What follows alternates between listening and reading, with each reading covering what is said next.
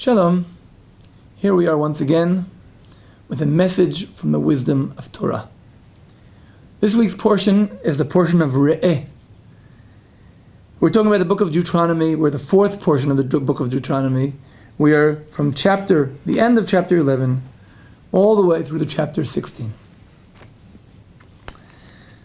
The Torah, in the beginning of chapter 12, Yud Bet, tells the people of Israel about the commandments, the Judaical decisions they are to keep upon arriving in the land of Israel. Abed te'abdun et kol hamekomot asher avdu sham hagoyim asher atem yorshim otam et Elohihem al heharim haramim ve'al hagvaot ve'tachat kol etz ra'anan. The people of Israel are coming to the land. The land is not empty. There have been nations here. God is going to teach the people of Israel the difference between the people of Israel and the Canaanites, those nations that are living here. And God in chapter 12 verse 2 talks about what happens in all the nations. What are they doing? They are worshiping idols. And what is about their idols? Al heharim haramim ve'al hagvaot ve'tachat kol etz ra'anan. Every single mountain, every single hilltop, every single tree,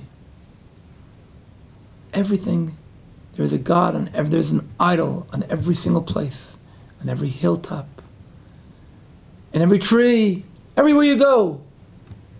And actually, we would think maybe this would be a very godly nation's land. There's a God here, and there's a God here, and there's a God here. No.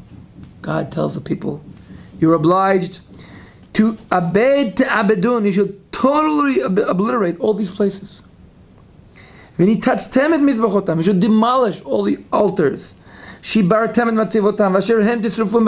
down all of these idols in every single place. Do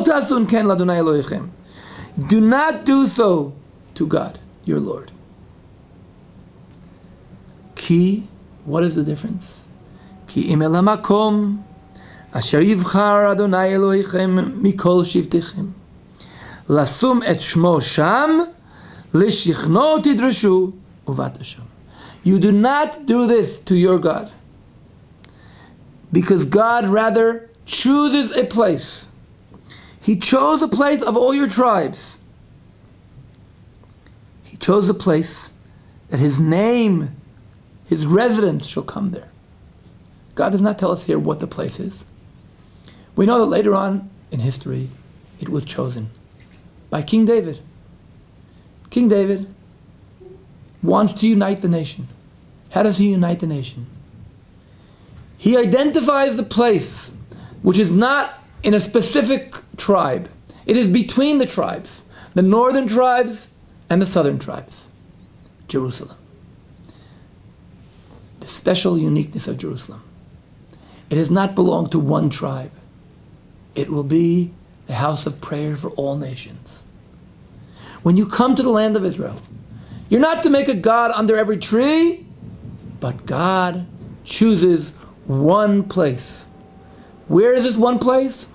A place which represents unity, not separation. Not a place where there's a God in every corner, in every backyard. No, there's something that unites the entire land. You do not do this in every part of the land. And here is the place where you bring your offerings, your sacrifices, all of your donations to God, all of your contributions, all of your voluntary givings. Because coming to the house of God means coming to the highest level of giving. A person who voluntarily gives something to God is a person who's ready to give his life to God. As we studied from Abraham, the first time where the location of the temple is mentioned, where God tells Abraham to take his son to the land of Moriah, to the mountain he shows. And that mountain is the location where David tells us later on that according to the prophecy he received from Samuel, this is the place chosen by God. Where? Mount Moriah, Jerusalem. This is the place which unites the people, and this is the place where a person can give to God the highest level of giving.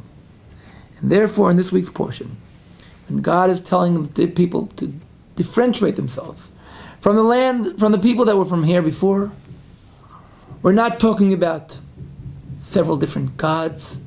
We're talking about something that unites, something that will be in a place that unites, something where you will be able to bring your offerings there. And therefore, in our portion of the Torah, God repeats and repeats. Moses, in the name of God, talks about the place he has chosen.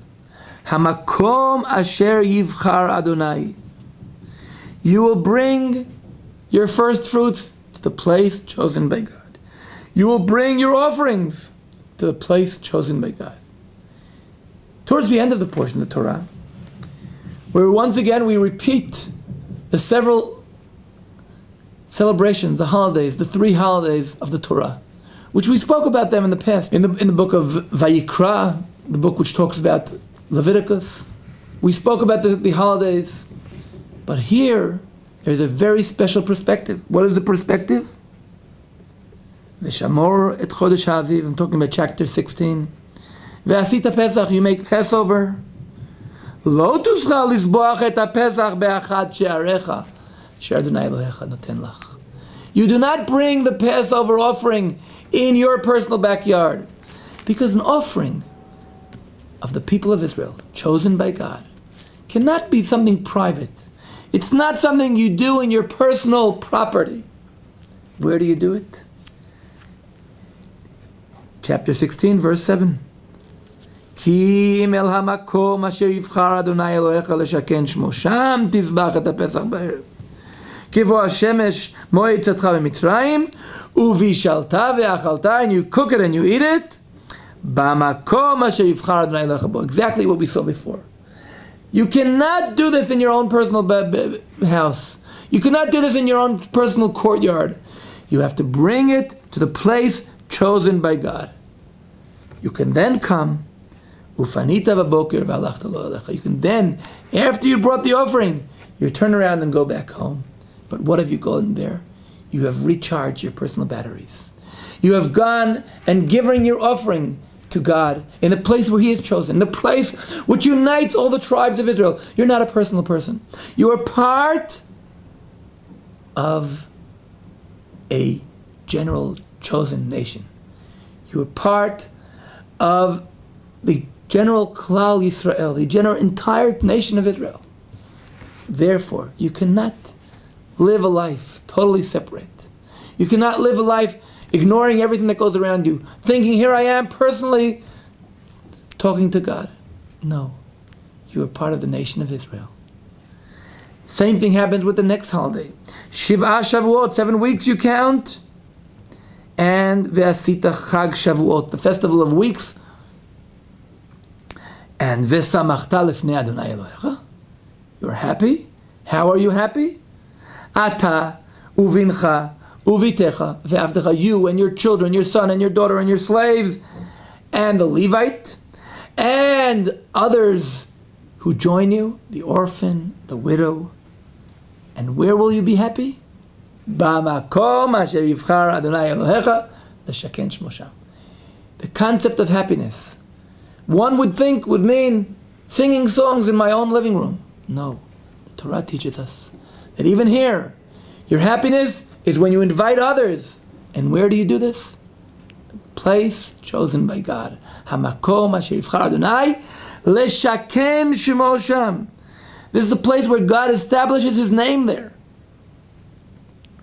And same thing, you remember v'zacharta ki eved hayita Mitzrayim. You remember that you were a slave in Egypt, not you personally. You as part of the nation.